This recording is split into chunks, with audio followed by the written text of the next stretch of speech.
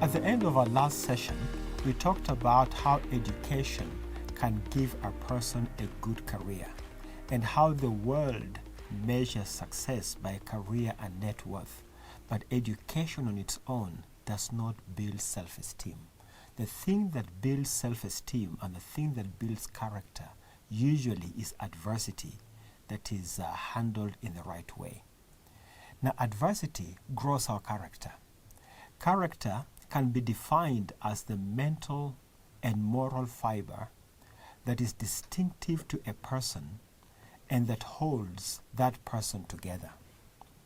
When adversity or challenges occur, we have an opportunity to build character and, by implication, self-esteem in our children and in ourselves, depending on how we respond to the adversity.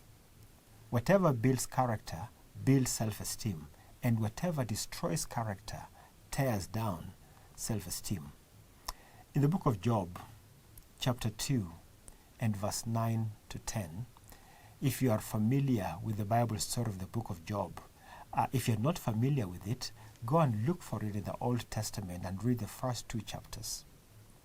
And Job was going through trouble, a lot of trouble. And his wife said to him, "Do you still hold fast to your integrity? Just curse God and die." But he said to her, "You speak as one of those foolish women. Shall we indeed accept good from God and not adversity?" In all this, Job did not sin with his lips. It's a very interesting statement he makes. Shall we accept good from God and not adversity? As if to say, and not adversity from God. Job's worldview was God-focused, and as he got into trouble, he still remained focused on God and wanted God to be his solution in the midst of the trouble, and eventually emerged victorious from his trouble. Friends, while convictions are made up of firmly held beliefs and opinions, our emotions often influence how we act and how we react, and the reaction that we exhibit with the emotions has a way of impacting our convictions and a way of influencing our actions. You'll find a person who is generally a very gentle, very polite person running out of time. They are late, they have driven to an office, they're about to get an interview. They have arrived late because they left late. They meet a security guard who wants to write down their details and show them where to park, and they're impatient. They're asking, "Do you know who I am? I've come to see so-and-so." And they rush through that security guard and park their car and bang the door of their car, and they walk out in a huff. They may even insult the security man who is trying to help them. This person has allowed his emotions to override his convictions. When our emotions are stirred, our decisions can be very easily influenced. And whatever stirs up our emotions and whatever influences our decisions and our actions will affect our self-esteem. So it then follows that our emotions have a big bearing on our belief system and therefore on our character and our self-esteem. And now I'm going to talk about 3 emotions that you need to pay specific attention to when raising your children, because when these 3 are under control, your child's self-esteem will be stabilized. The first is anger. The second is fear. And the third is shame.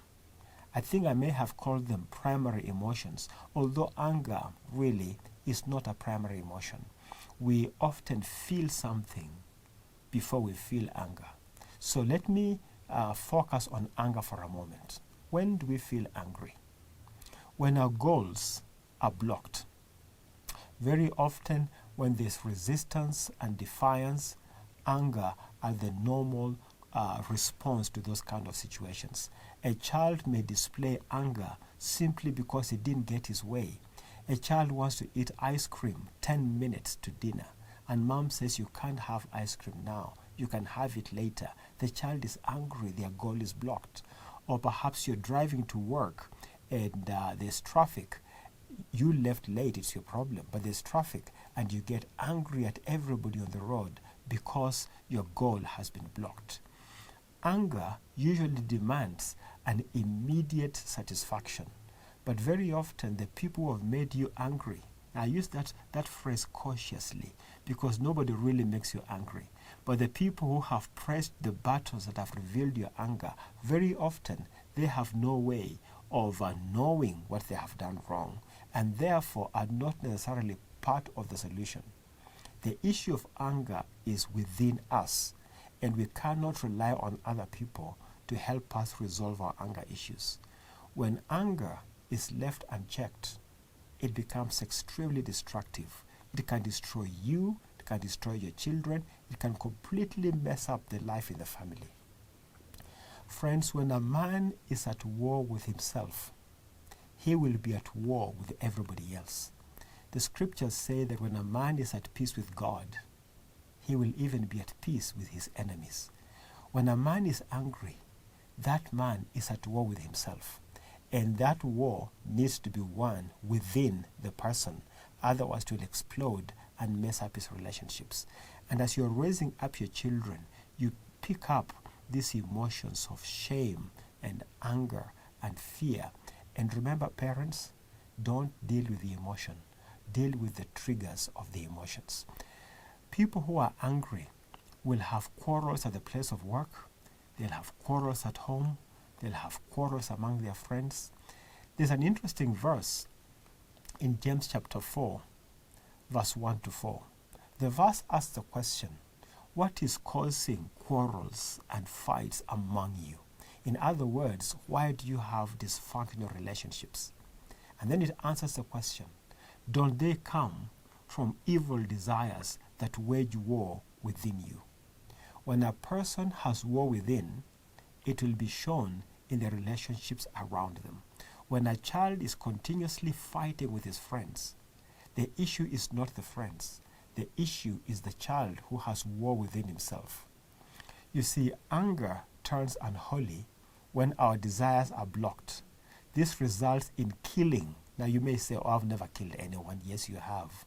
With your lips. You slay people with your tongue. Killing or seeking revenge, coveting and demanding that others give us what we want in our relationships. When you spend time with a person who's always making such demands, they are not a good person to hang out with. And maybe, just maybe I'm describing you, or maybe I'm describing your 14-year-old, and you need to do something about it. Otherwise, this 14-year-old, it will not be very easy for him to keep friends. So once we notice that a person is struggling within, we have an opportunity to reflect on what's going on and work on it accordingly. There are parents who don't want to deal with it because their own anger will explode once they begin to address the anger of their children. If we react according to our anger, we mess up everything, and especially our relationships. Now, in dealing with anger, we need to deal with our own anger, but also deal with the anger of our children. I mentioned earlier that there are parents who do not want to deal with it. They just rather walk away, hoping the situation will resolve itself. And often, the situation temporarily resolves itself. But in dealing with long-term self-esteem issues, we are not looking at temporary solutions. We want to be able to get below the surface and find out what's really going on that is causing this child to display these emotions. Because if they are not taken care of, they will nullify all the convictions we've been building in these children and further destroy their self-esteem. And so as parents, we need to be available to our children, listen to them, don't ignore their expression of emotions. This is especially an admonition to men. Men feel like emotions are for weak people. Emotions are for children. All of us have emotions. And if you choose to walk away from an emotional situation, that in itself is showing emotion. You are bottling up that emotion, and one of these days it's going to explode.